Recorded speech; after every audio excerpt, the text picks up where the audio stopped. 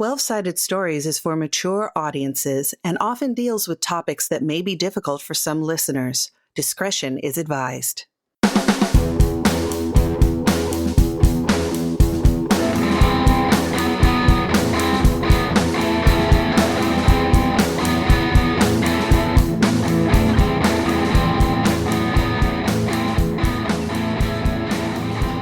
Sided Stories welcomes you to Otherworld Seattle, a story-heavy, rules-light Call of Cthulhu actual play. And now, our keeper, Wes Otis.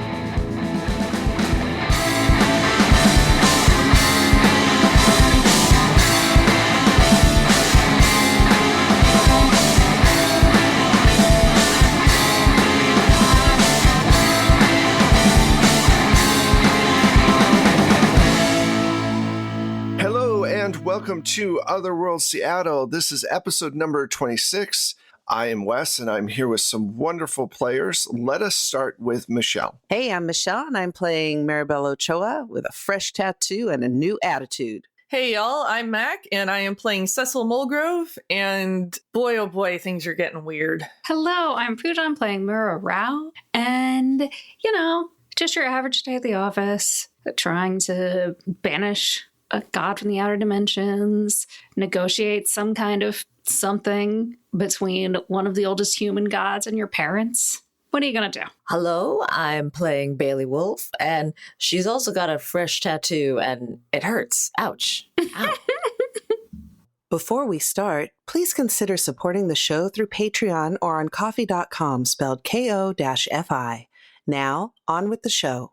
This is a perfect place for a recap. The last time that we all got together, you had discussed with Madame Peaches and Hephaestus and Hermes what to do. Now, the reason you're talking with these three and not with Zeus and the others that you had been, and I didn't mention this last time, they had gone off to get Hera, jailbreak Hera out of hell and the prison for basically gods that would not sign the treaty that the Christian God had put forward, saying that you're no longer a god, live a normal life, don't let people know that you're a god, and I'll leave you alone.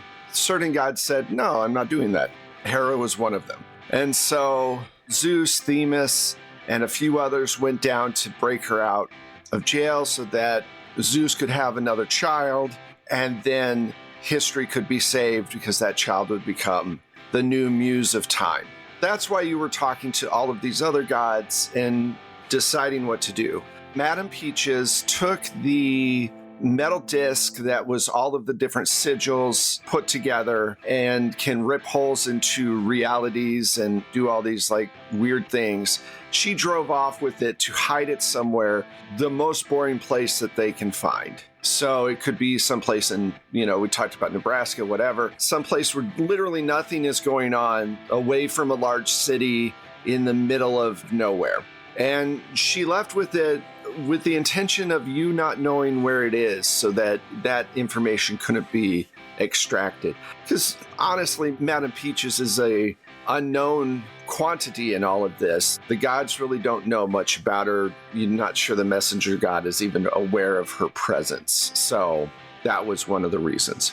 You all got tattoos of the elder sign on you, and you went and talked to Lilith, who is willing to help you out. You're going to go to a sacred magical area where you will be able to cast this spell, and she is going to help you cast it to banish the messenger god from this reality for a long time. This seems like the best course of action with all the bad courses of action that could come from this.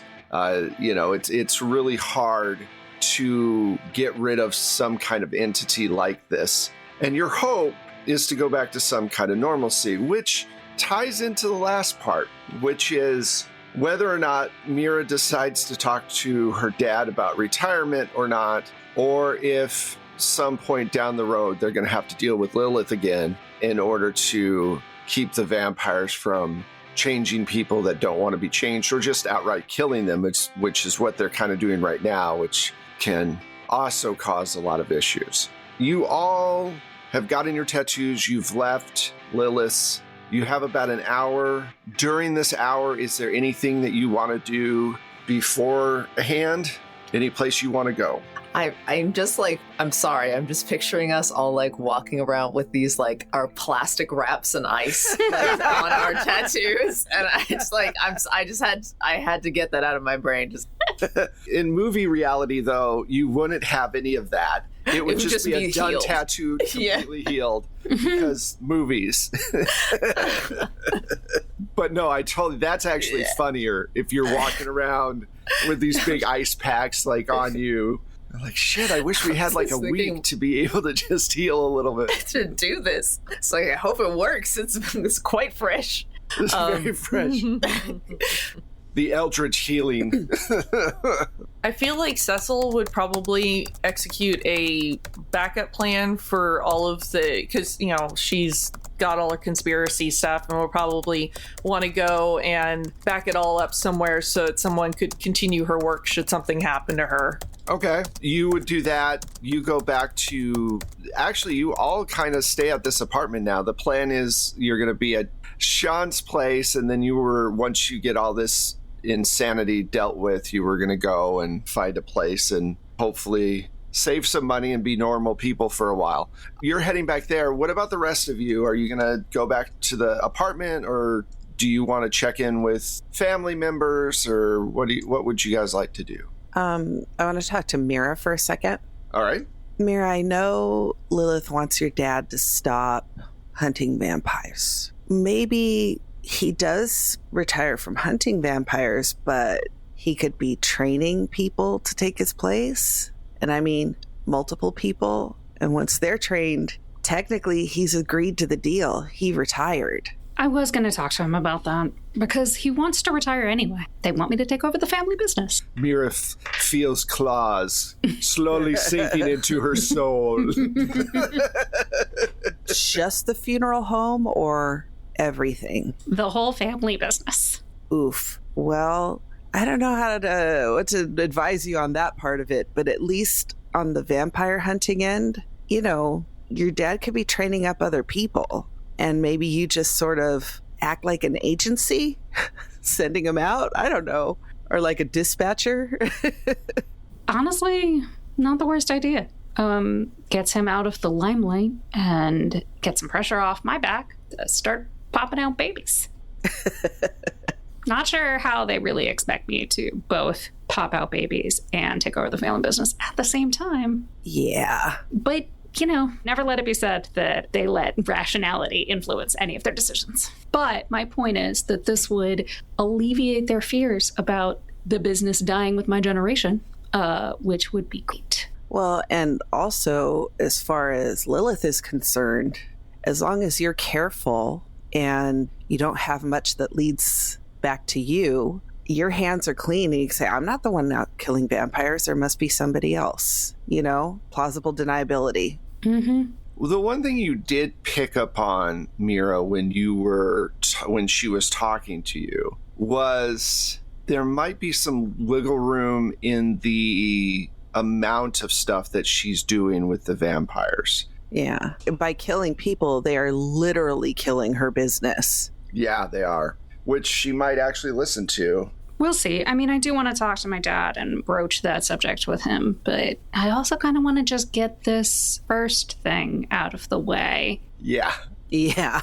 Mm-hmm. One fire at a time. Yes. Like, the rest of it seems moot if we can't get this deal. Yeah. I've been like overhearing their conversation. It kind of reminds me, one, that my family is not really part of my life right now. It's just been very, phone call, whatever. I'm still alive. And also, I haven't been back to see Emily or even see if she's okay. The last time you saw Emily was at the gallery, and that was like 3 or 4 days ago, I think. Or it hasn't been that long. It's been a short amount of time. But still, if you want to check in with her before you...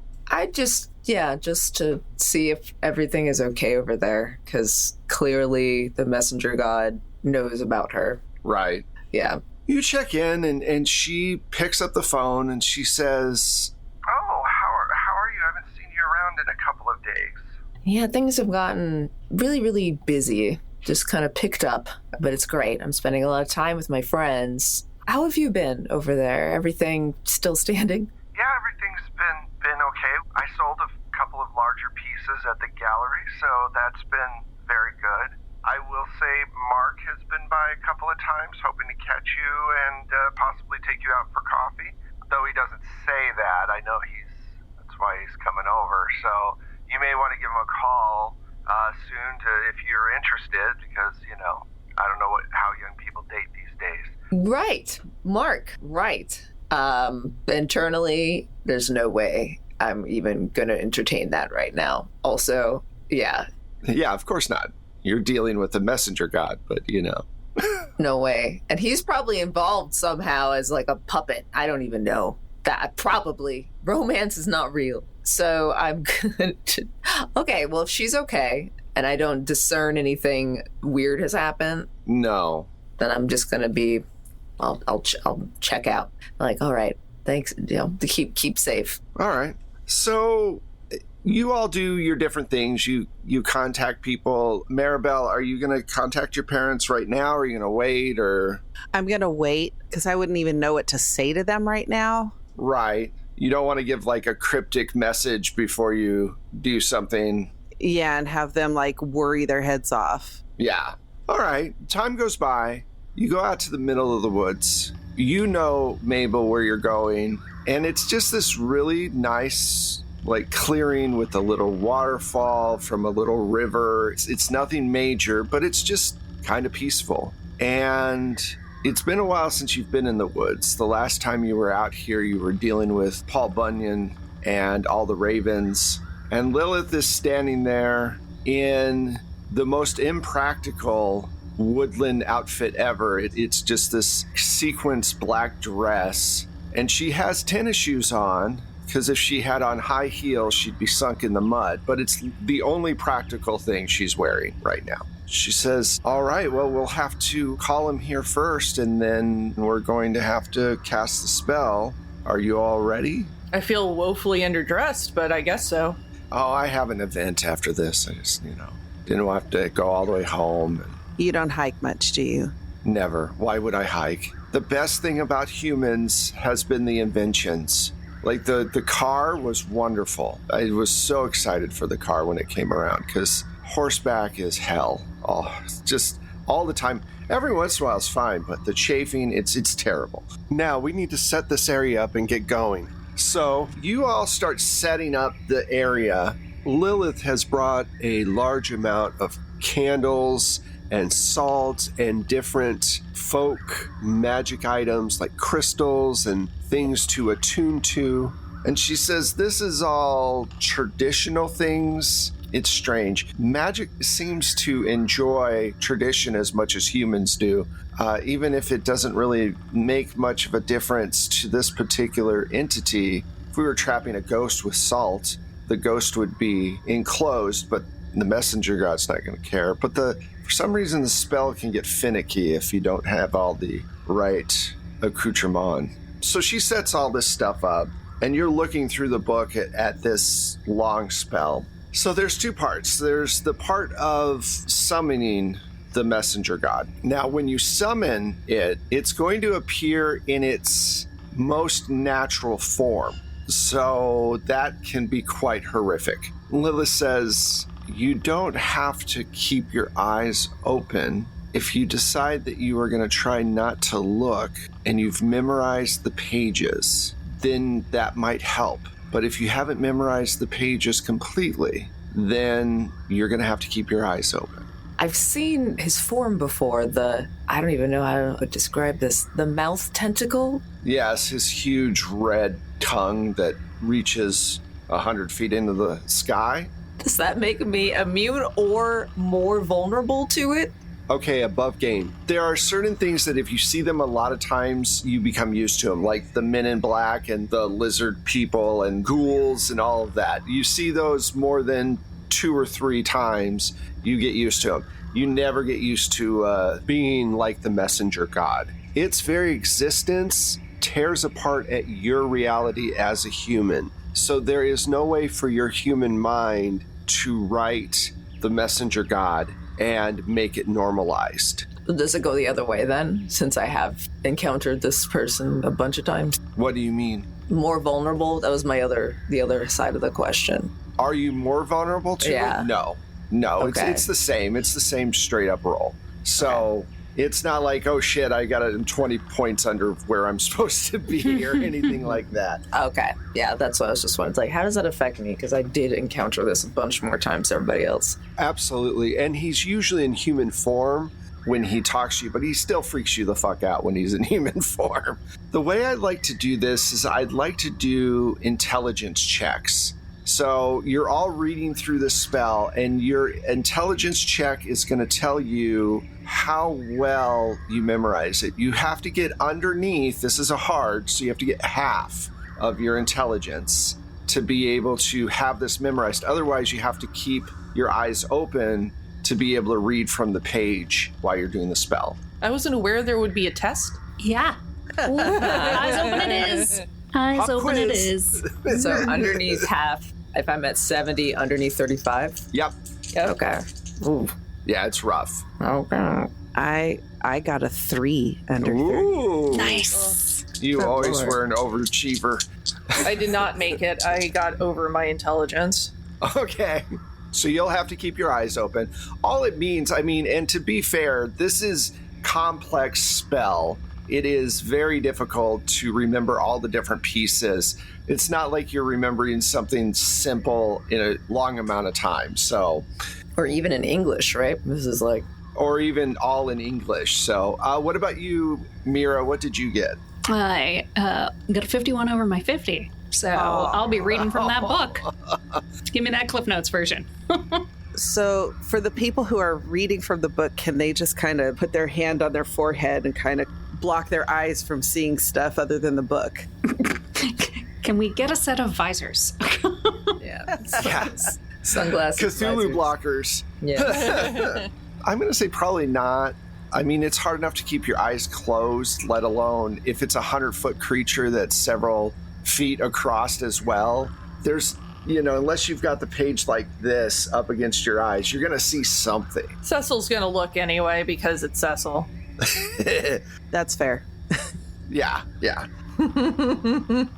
All right, we're going to start with the first roll. Now, usually one person's casting a spell. This is a ritual, so all of you are going to be casting a portion of the spell. Because it's a group spell, everybody will be pooling their magic points for this first part. Okay, so I know Cecil has 12 points. Saint, what do you got for magic points? 16. All right, Pooja? 14. Okay. And Michelle. 16. And then Lilith has 75. Holy shit. Amazing. Yeah, see, entities can go way above the human normals. All right, so altogether you have 133 magic points. And what we're going to do is we're going to have each of you make a roll, and you're going to roll against your power. The lower you get, the better, because that will directly affect how many magic points it takes for you to cast this spell. So everybody roll against your power and tell me what you get. Oops. Don't say that. I rolled over my power. Okay, so we'll get back to that in just a sec. I got a 73 under my 80. I got a 1. Ooh, a 0-1? Nice. Wow, that's good. I got a 55 under my 70. Okay, cool. So you're fine. And Michelle, what'd you get? 73 under my 80. Oh, you're lucky you have an 80. All right. So, Mac. Yes. Hello. Hello. You can push this roll Okay. if you want, but something bad might happen if you don't successfully hit it this time. Sure. Or you could wait and see if you missing the roll causes any adverse effects on it. It's your call. Oh, I'm going to push. This is like the finale. Let's fucking do this. All right. Let's do it. Okay. Cecil's seen some shit as it is, so. True. All right. I got a 16. Good. Awesome. Nice. Hurrah. Nice. Oh, pushing. Pushing's always nerve-wracking, but it's also fun. It's one of those things I like in this game. So you all are chanting together in unison, and you can feel the sound waves radiating out from the circle, and the air starts to feel like it's charging with eldritch power because you're opening a conduit between yourselves and the messenger god. The wind starts to howl through the trees, and the night sky starts to light up with lightning bolts that are red and blue and black, and they crisscross, and sometimes they slam into each other, making huge thunderclaps. And above the circle that Lilith has created, a vortex opens up. It is green and purple and blue and undulates in the air as if it is alive. Just a few moments later, a huge alien body comes through the vortex. It is enormous, 100 feet tall with a red tongue whipping about. At the base, it has to be at least 10 feet wide. It is black and ropey and screaming with anger. It has 2 long arms that are thrashing about. They end in these huge, long hands with these gigantic knuckles that are slamming into the tops of the trees as it tries to move from the spot that you've trapped it in, to no avail. All right. For everybody but Michelle, I need you to make a resolve check. Now, I will let you know beforehand, this could be very painful if you miss it. Oh boy. Oh. Yeah. You can take a lot of damage from this. I got a 68 under my 70. Okay, cool. Yay! I got a 28 under my 64. Yes. Awesome. Okay. My luck has run out. Oh no! My luck has run out. I got an even 70, which was once upon a time before I was transformed. So I get smashed to death? No, not smashed to death, but your brain might shatter in several pieces. We'll see how many points you take. Can she push it if she wants? You can't push resolve rolls. Push yourself. No. Yeah. Oh, Christ. All right, how many resolve points do you have? I got 56. Oh, okay. Am I gone? Do I run into the lake? You look up and you're seeing this massive creature in front of you. Yes, you've seen this creature before, but it is different this time. It has magic swirling all around it, and it is definitely angry. The yell that it gave out, or the roar that it gave out when it landed, just rattled your entire being.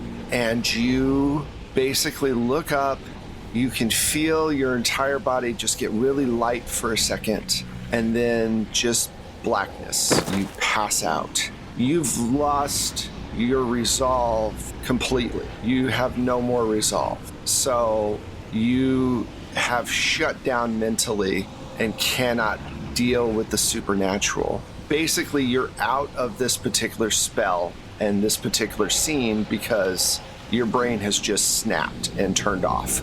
Wow, so the sound triggered all that? Just so I understand. The sound and the magic. Oh, right.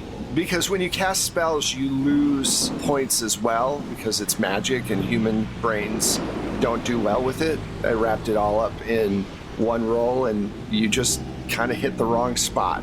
But, you know, we'll see if they cast the spell correctly for sending it away, and then they'll wake you up. All right, great. Have fun, guys.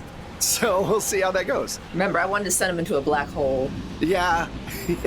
But instead, That's not better. Without Bailey, this does get a little bit more dicey. Okay. All right. The first spell, each of you used 5 of your magic points. Okay. Okie doke. All right. It's caught within this circle, but it's going to try and do the same thing to the rest of you that it did to Bailey. So it starts piping out these strange sounds, almost like weird flute-like sounds. And I want you all to make the second roll to try to send this thing back to where it came from and banish it from the earth. Again, this is going to be the lower you roll, the better. Okay, so you want to roll as low as possible. And this is under our power? Right.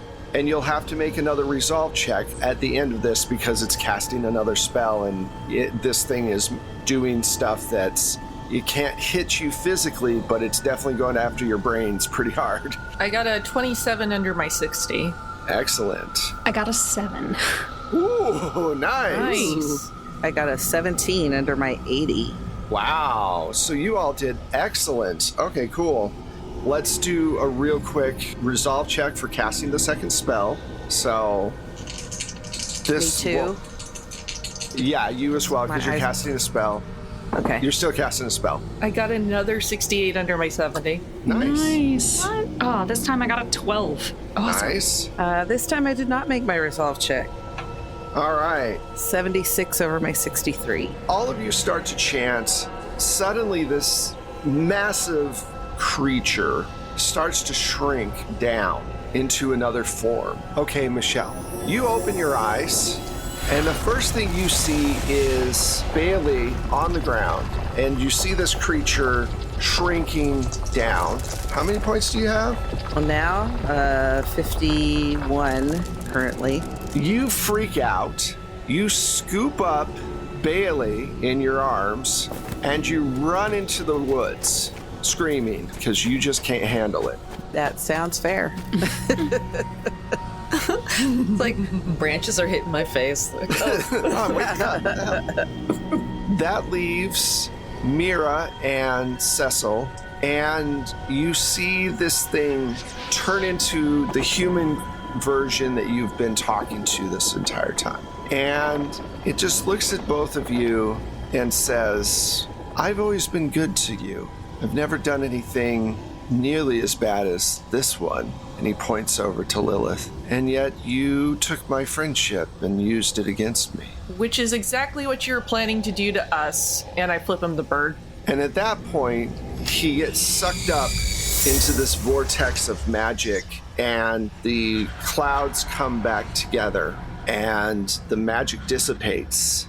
And off in the distance, you hear Maribel screaming. Lilith looks at you both and says, well, that concludes our business. Mira, I hope to be speaking to you at some point again with maybe more diplomatic terms, if you can work that. I wouldn't want to have to continue down this road. You are all free now. You don't have to deal with anyone at this point that's supernatural. Be good to keep it that way. And then she just starts walking off, and you two are standing there wondering where your friend has run off to. Do you want to go and try to find them real quickly, or? Oh, yeah. Cecil, Yes, the yes. second it's concluded, is giving chase. All right.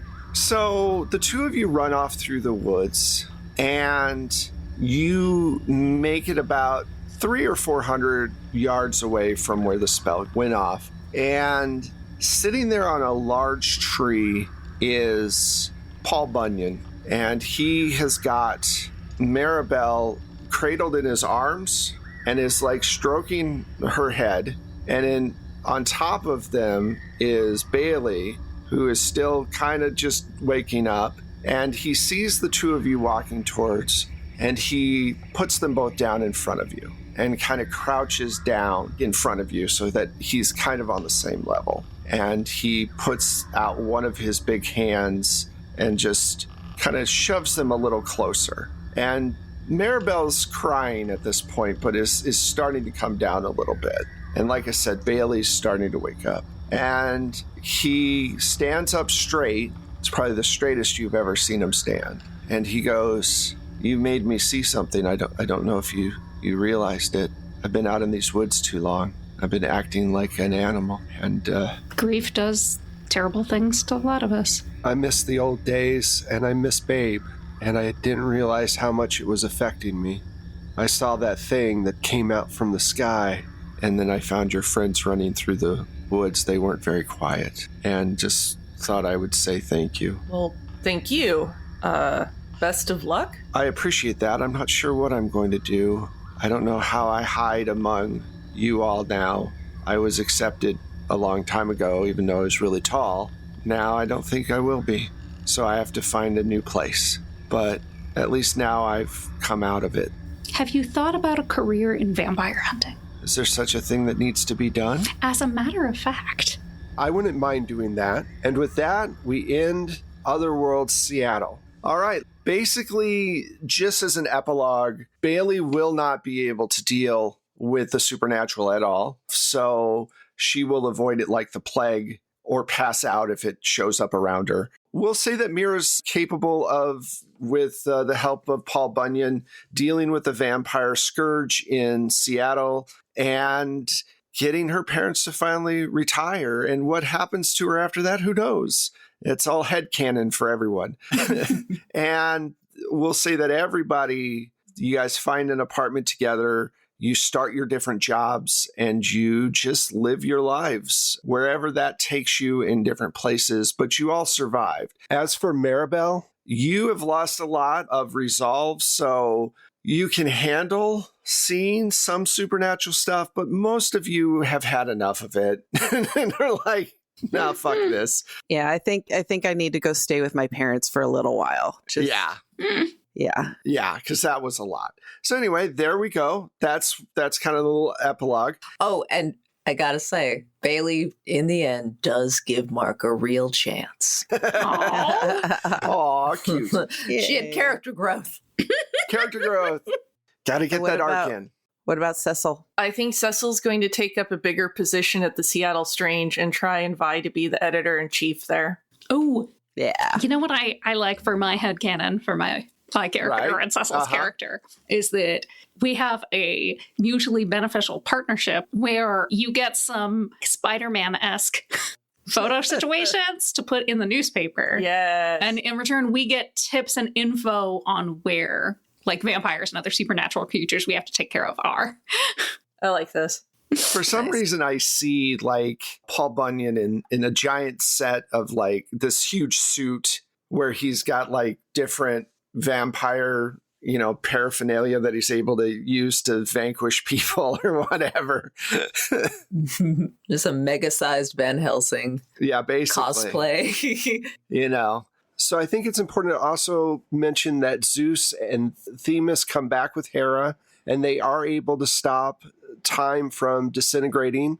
And they also kind of fade into the background. They have been so present and so involved that it just seemed like time for them to avoid the spotlight for a little bit. So that is what happens with them. And yeah, I think that pretty much wraps it all up. This has been a great series. Thank you, all players. Thank you, all listeners. We've had a lot of fun with this. Let's find out where these great players are. Let's start with Saint. Hello, I'm Saint or Saint Spider, and just for consistency and simplicity, if Twitter still exists by the time this comes out, I'm there. It's at Saint Spider TV, SAINTSPIDER TV, and I just talk about whatever on there, and I'll let you know if I'm doing something else. Thank you. Hi, I am Pooja, and you can find me on the internets as Forgotten Saves. If you want to hear me play more TTRPGs, you can find me on the Happy Jacks RPG Network. And I mean, I say network, like it's a stream and a podcast, but network sounds fancy. It does. Network does sound fancy. Yes. Hey, y'all. I have been and will continue to be Mac Beauvais. You can find me everywhere on the internet as at Strange Like That. Hey, my name's Michelle, and you can find me on the internet at Michulu. That's MICHULHU. You can find my music and Wes's sound effects if you subscribe to the Plate Mail Games catalog through BattleBards. And I am Wes Otis. You can find me at Plate Mail Games, as said before, if Twitter's still around. The thing is Twitter will be around. It's whether or not you'll actually see anyone's post, because we refuse to pay for people to take our information and sell it for even more money. If you see our post is the big part of that. You can find our links on our website at 12sidestories.com. It's all one word. All of our stuff is on there. If you want to help out the show, go over to Patreon, join us there, join us on Coffee. Either one of those are great. Become a subscribing member, or give us a shout out on your favorite social media platform, or give us a review on your favorite podcast platform as well. Also, I will say, and I forgot to say this last time, the best place to go is definitely our Discord. Come hang out, come ask us questions. We're there on a regular basis, and you don't have to wonder whether or not our posts are going to be hidden. So that is it for Otherworld Seattle. It has been great. I have been very happy with the fact that it's the same universe as Otherworld London, but it was definitely a different game, and I enjoyed that. Thank you all so much, and tune in next time for when we start Otherworld Hollywood. Bye, everybody. Bye.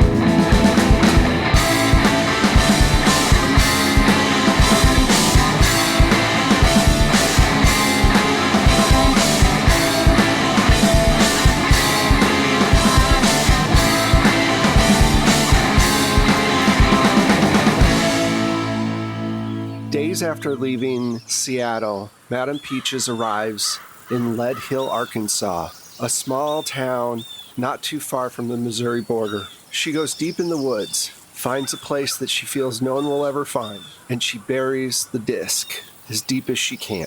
As she's putting the box at the bottom of the hole, she hears footsteps behind her. She turns to see a tall man with dark brown skin, beautiful eyes, and dark curly hair with large white wings, standing just a few feet from her. She sighs, "Shit." And he says, "You do not need to fear me. I am not here to stop you. I owe Cecil my freedom. When she created that sigil, she freed me from my prison, so I am here to protect this area."